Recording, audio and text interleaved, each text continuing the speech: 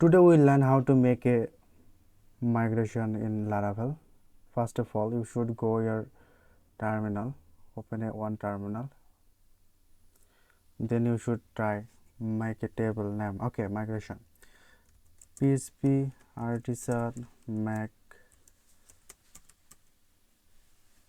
migration table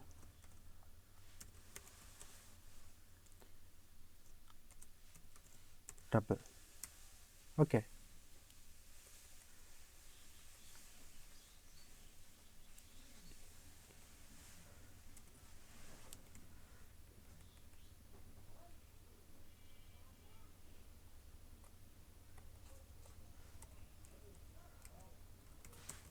create Faisal table. First, it's command create table name and it's called table. Okay, you should go your database migration and you will find Faisal table. Okay, by default it generate date. Okay, that's good, it's already table.